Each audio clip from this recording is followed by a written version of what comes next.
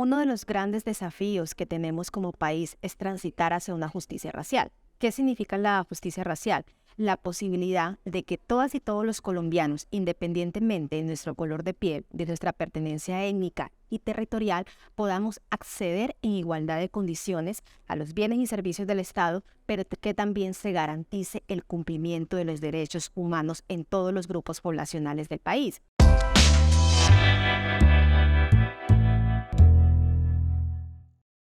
Hola, ¿qué tal amigos y seguidores de quienique.com? El día de hoy nos encontramos en el Ministerio de Ciencias, en donde nos recibe muy amablemente la viceministra de Talento y Apropiación del Conocimiento, Yesenia Olaya. Viceministra, buenas tardes, ¿cómo está? Muchas gracias, Alejandro. Me encuentro muy bien. Gracias por la invitación. Hay una muy buena noticia para los niños, niñas, jóvenes especialmente, en el tema de STEM. ¿Qué nos puede contar sobre este viaje? Sí, exactamente. Como parte de las iniciativas de fortalecer las alianzas bilaterales con el gobierno de los Estados Unidos y las universidades, visité en días pasados la Universidad de Harvard y el MIT, donde tuve la oportunidad de poder entrevistarme con investigadores, docentes, administradores de la universidad, para que podamos fortalecer los vínculos de intercambio académico y que eso nos permita que nuestros niños, nuestras niñas, jóvenes e investigadores puedan visitar la Universidad de Harvard, puedan realizar estancias de investigación y de esta manera potenciar el conocimiento científico que se construye en Colombia con las universidades de los Estados Unidos. Específicamente, en temas de la niñez colombiana, tenemos muy buenas noticias. Tuve una entrevista con el Premio Nobel de Física 2001, el físico Wolfgang Ketterer. Él está muy interesado en que los niños afrodescendientes, indígenas y campesinos del país puedan visitar los laboratorios de física del MIT y de esta manera contribuir a fortalecer estas vocaciones científicas y que ese conocimiento pueda tener un impacto positivo para las grandes transformaciones que tenemos en materia de educación, de salud, de medio ambiente, de economía en las regiones y territorios del país. Este balance, digamos que es muy importante para el tema justamente de la diáspora colombiana en materia de ciencias, ¿no? Usted, procedente de Tumaco, del Pacífico colombiano, ha sido como un ejemplo de esta migración colombiana en pro del conocimiento. ¿Qué nos puede contar respecto a los colombianos que están en el exterior sacando la cara justamente en temas de ciencia? Eso es muy importante. En mi visita a la Universidad de Harvard y al MIT, tuve la oportunidad de contactarme con la diáspora de científicos y científicas colombianos que están construyendo ciencia y construyendo país en el exterior.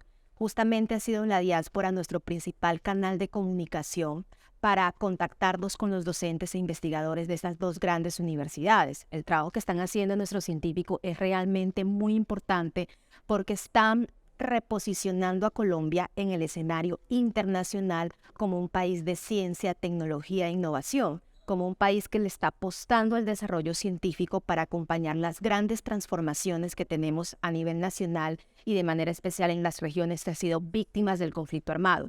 Yo soy parte de esa diáspora, yo nunca me desconecté de Colombia, todas mis investigaciones desde el campo de la sociología y la antropología estuvieron realizadas en el país. Entonces, cuando tú llegas al país ocupando un cargo público, la principal responsabilidad es fortalecer las conexiones con la diáspora de científicos en el exterior, de poder materializar una serie de alianzas y estrategias para que esos vínculos logren impactar estas transformaciones en el país y que también logren motivar, generar esperanza, aspiración para que nuestros niños, nuestros jóvenes, nuestros investigadores también tengan oportunidades de formación más allá de las fronteras nacionales. Viceministra, digamos que esta no es la primera vez que usted tiene una conexión con Harvard. Digamos que en su hoja de vida aparece una importante experiencia con esta institución y quisiera que nos contara un poco más sobre cómo fue su experiencia de trabajar con Harvard en una importante función como lo es los temas de estudios afrocolombianos, bueno, afroétnicos. Muchísimas gracias. Yo me vinculé a la Universidad de Harvard en el 2019. Fui reclutada por esta universidad para crear el primer programa de formación continental en estudios raciales para América. Esto ha sido una experiencia muy interesante durante 4 años en colaboración con investigadores de universidades en América Latina, Europa, Asia y África. Diseñamos una malla curricular para que América Latina, principalmente nuestros investigadores jóvenes pertenecientes a comunidades empobrecidas, tuvieran la oportunidad de formarse en la Universidad de Harvard. De esta manera creamos el Certificado en Estudios Afro-Latinoamericanos, que ha sido una herramienta de formación sumamente importante, no solamente para las universidades, las comunidades, sino también para los gobiernos, porque a partir de estos procesos formativos se han diseñado políticas públicas para combatir el racismo estructural y también políticas afirmativas para promover el acceso y la permanencia de jóvenes afrodescendientes al sistema de educación superior en América Latina. ¿Cuáles son las expectativas de cara al 2023 del Ministerio de Ciencias para llevar la educación a las regiones y sobre todo a las comunidades afrodescendientes? En principio tenemos que democratizar la construcción de la ciencia y regionalizar el saber científico. El saber científico se construye en diálogo con las comunidades. Yo siempre lo he dicho, todas y todos los colombianos somos sujetos constructores de conocimientos. Todos tenemos un conocimiento que aportar para el desarrollo del país. Las comunidades están realizando procesos de apropiación social del conocimiento, están realizando innovaciones comunitarias para enfrentar las grandes problemáticas que atraviesan en su cotidianidad, y es nuestro deber como gobierno, como universidades, como empresas públicas y privadas, acercarnos a esas realidades, generar vínculos de colaboración y construir un campo de conocimiento desde la diversidad de postura, desde la diversidad de saber, en las diversidades metodológicas, para poder de esta manera colectiva impactar de manera positiva en las transformaciones que tenemos como país. De cara al 2023 y con el ánimo justamente de llevar la educación a las regiones, ¿cuáles son esas regiones a las que el gobierno pretende llevar o llegar con más impulso la educación? En principio a los territorios PEDET y a los territorios que están en proceso de transición en el marco de los diálogos de paz y la construcción de la paz total del país. Entonces, regiones como la Amazonía, el Pacífico colombiano son territorios prioritarios para estas grandes transformaciones del gobierno nacional, pero también porque en estos territorios necesitamos sembrar la semilla de la esperanza, que nuestros jóvenes y nuestros niños vean en la ciencia y en la educación un proyecto de vida. Porque si hacemos un análisis de cómo está la situación de violencia, los proyectos de vida de gran parte de nuestras juventudes están vinculadas con el conflicto armado. Nosotros tenemos ahí una responsabilidad muy importante de poder arrebatar a nuestros jóvenes de las filas de los grupos armados y de que la ciencia se convierta en un espacio de desarrollo profesional, académico, laboral, pero también de desarrollo personal, colectivo y familiar para estos jóvenes. Entonces, sembrar esa semilla de la esperanza es una de nuestras grandes tareas. Lo vamos a hacer de manera articulada con otros ministerios del gobierno, con otros actores sociales, porque esta es una responsabilidad de todas y todos los colombianos. En ese sentido, teniendo en cuenta que se busca justamente un trabajo articulado con los ministerios, y que justamente el Ministerio de la Igualdad, liderado por la vicepresidenta Francia Márquez, pasó a sesión presidencial, ¿cómo espera el Ministerio de las Ciencias apoyar el tema de la equidad de género y temas étnicos en pro justamente del desarrollo de las regiones? Celebro 100% la creación del Ministerio de la Igualdad, porque uno de los grandes desafíos que tenemos como país es transitar hacia una justicia racial. ¿Qué significa la justicia racial? La posibilidad de que todas y todos los colombianos, independientemente de nuestro color de piel, de nuestra pertenencia étnica y territorial, podamos acceder en igualdad de condiciones a los bienes y servicios del Estado, pero que también se garantice el cumplimiento de los derechos humanos en todos los grupos poblacionales del país.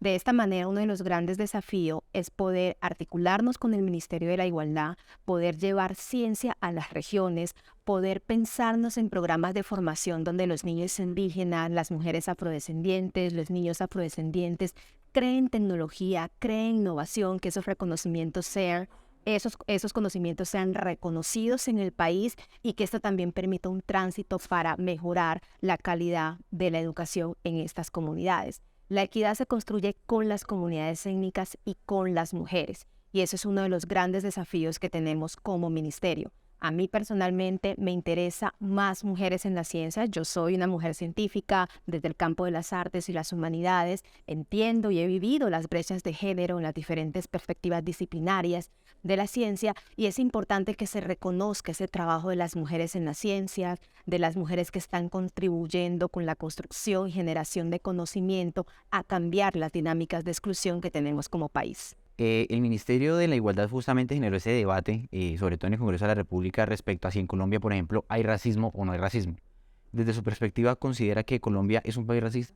En Colombia existe el racismo y tenemos miles de casos para documentar la existencia del racismo, y creo que es muy importante que el racismo hoy en día sea parte de la agenda política del gobierno nacional. Porque si no hablamos abiertamente en racismo, estaríamos ocultando, invisibilizando las inequidades que se viven en los territorios. Yo soy una mujer afrodescendiente, yo vengo de un territorio como Tumaco, no es igual el acceso a la educación de una persona que viene de las regiones a una persona del centro del país que va a tener otras oportunidades educativas. Entonces, hablar de esto es un avance significativo en materia de justicia social y de justicia racial en el país, pero también es una oportunidad para que el gobierno y el país cumplamos con los mandatos constitucionales. En el artículo 7 de la Constitución, Colombia se reconoce como un país multiétnico y multicultural. Esta multiculturalidad del país debe verse reflejada en indicadores de participación, de acceso a la educación, de acceso al mercado laboral, pero sobre todo en el respeto a la dignidad y a los derechos humanos de todas las personas y los grupos étnicos que constituyen Colombia.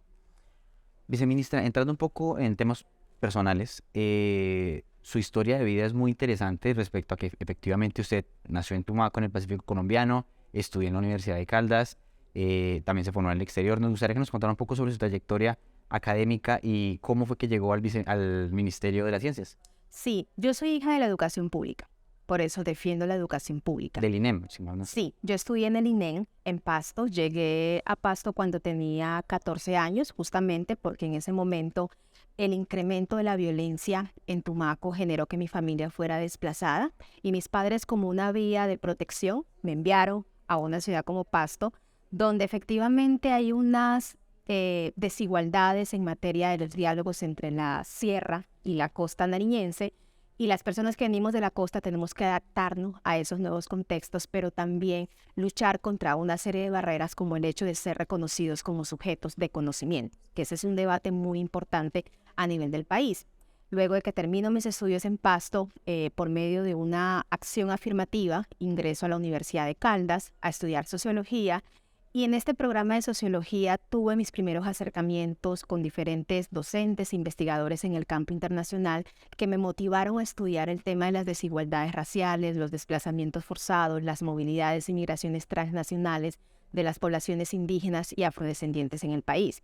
Esto me llevó entonces a estudiar una maestría en educación en la Universidad Nacional Autónoma de México y un doctorado en antropología, donde las investigaciones que realicé a nivel de posgrado contribuyeron a visibilizar los flujos de migraciones transnacionales en las fronteras que Colombia comparte con Ecuador y Panamá, pero sobre todo para instaurar el debate en la academia de que cuando hablamos de racismo en el país, no solamente estamos hablando de un racismo que alude al color de piel o al fenotipo de las personas, sino también a un racismo regional que se ve reflejado en los indicadores de pobreza y de marginación social, que para nadie en este país es un secreto que cuando hablamos de pobreza lo situamos en territorios como La Guajira, el Pacífico colombiano, el Chocó, la Amazonía. Y esto no es fortuito, esto es parte de un proceso histórico de racialización de los territorios, de los cuerpos y de las subjetividades de las personas indígenas y afrodescendientes, y que es necesario reconocer ese problema del racismo histórico en Colombia para poder articular acciones en materia de políticas públicas, de programas de impacto que permitan reducir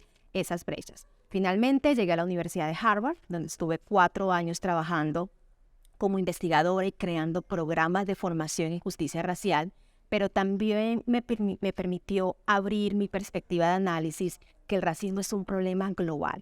Entonces necesitamos puentes de solidaridad más allá del territorio nacional para aprender de las experiencias antirracistas en los Estados Unidos, en Europa, incluso en Asia, que poco se habla del racismo en los países asiáticos, porque eso es una problemática global que atenta contra la dignidad, la vida de las personas, y en este sentido, como investigadores comprometidos con el desarrollo de nuestro país, tenemos que aportar para reducir esas brechas raciales. Bueno, viceministra, y viendo ya de cara al 2023, ¿qué trabajos espera adelantar el Ministerio de Ciencias en otros aspectos que son importantes, como por ejemplo la transición energética y sobre todo el impulso del campo en las regiones? La vez pasada estuvimos hablando con el ministro Arturo Luna y él nos comentaba que era muy importante impulsar el conocimiento y las tecnologías en la agricultura de las regiones. ¿Qué viene para eso? Sí, la ciencia es el motor de desarrollo para el país.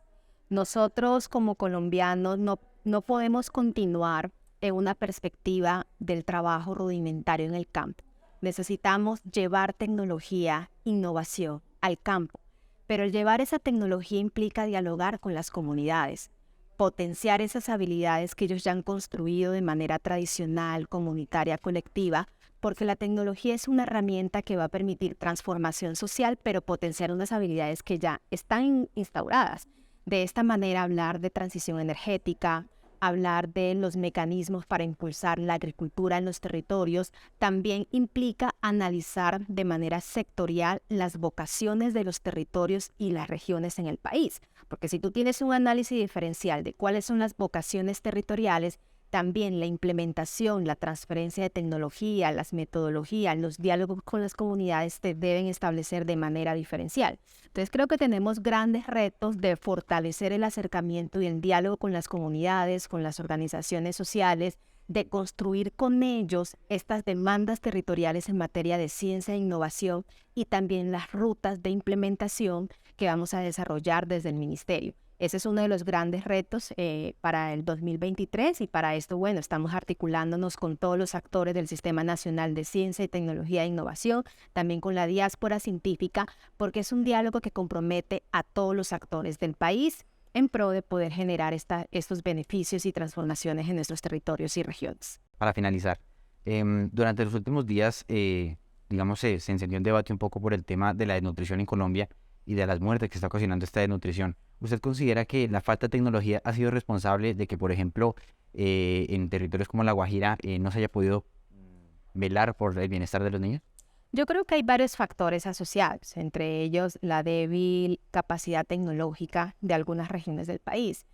Pero el tema de la pobreza y la desnutrición se articula con otros sectores y actores del sistema. Por ejemplo, la falta de voluntad política, la falta de tener programas estratégicos que realmente piensen en impactar de manera positiva en el bienestar común.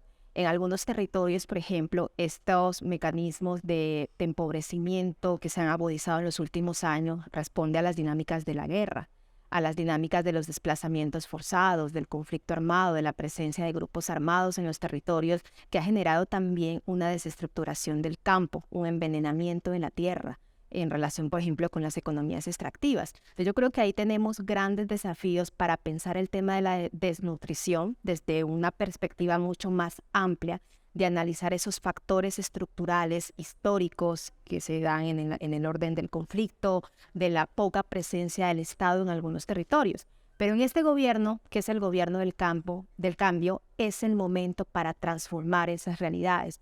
Y yo confío plenamente en el trabajo que estamos realizando de manera articulada los diferentes ministerios, confío plenamente en las disposiciones que ha colocado nuestro presidente Gustavo Petro para tener funcionarios públicos con una gran sensibilidad social y que respondan de manera adecuada a estas demandas territoriales que se tienen en gran parte de las regiones del país. Es decir que, por ejemplo, con el proyecto de paz total que tiene el presidente Petro, usted se muestra más esperanzada respecto a, por ejemplo, incidir en la pobreza.